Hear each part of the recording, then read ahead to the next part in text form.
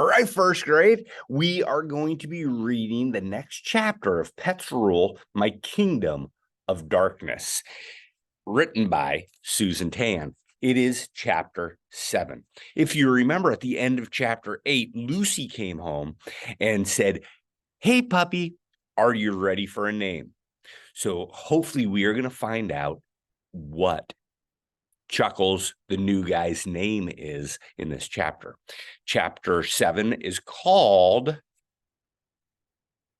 A Ruler Reborn.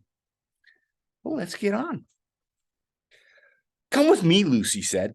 She picked me up under one arm and pointed forward with the other. Mr. Chin, Mrs. Chin, and Kevin followed. "Good luck, new guy," Steve squawked from the bottom of the stairs. He was excited, but I was nervous. I didn't think this was going to go well. Lucy brought us into her room. It was decorated with white flowers and posters of animals. "I got the idea here," she said. I couldn't look. What if she named me Tulip after her flower pillows or Butterfly after her posters? But then, thunk. She was pointing at a giant map on the wall, a map filled with volcanoes. Sometimes big things like volcanoes can change an entire landscape, but sometimes the smallest things are the most powerful. One tiny ember can start a raging forest fire. It's small but mighty, like him. Lucy pointed at me. "Ember," Mrs. Chin said. "It's a perfect name." "Ember," I said to myself. I felt hope swirl inside me. "Human," I barked.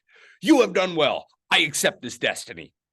My tail began to wag. "He likes it," Lucy said. Mrs. Chin clapped, and even Kevin smiled. "Well, Ember it is, I guess," Mr. Chin said. "Ember the Mighty," Lucy said, holding me up. "With you at my side, we will rule the world," I told her. I gave her a lick on the ear. "I love you too," Lucy said. Lucy took me for a walk before bed. I stayed close to her. Everywhere I looked, I thought I saw a flash of a squirrel tail. Also, trash cans. But soon I will rule this kingdom, and then none of these things will be allowed. That night, while the humans ate dinner, I got back to business. It was time to come up with a plan to defeat Masher, the monster squirrel. After he was gone, nothing would stand in my way. The world would be mine. When the Chins went into the living room to watch TV, I raced upstairs to find Neo and Steve. "I have a plan," I told them. "You go after their acorns." "Why?" Neo asked. "The acorns are the source of the squirrel's power," I said. "So tomorrow, we'll steal them.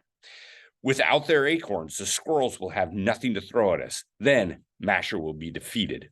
"Wow," Neo said. "That makes sense."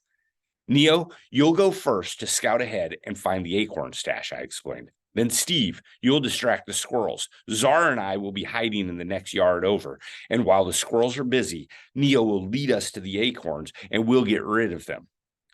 "But what will we do with all the acorns?" Steve asked. "Even I can't eat that much at once." "Leave that to me and Zara," I said with a grin. "With his size and my evil genius, nothing will stop us."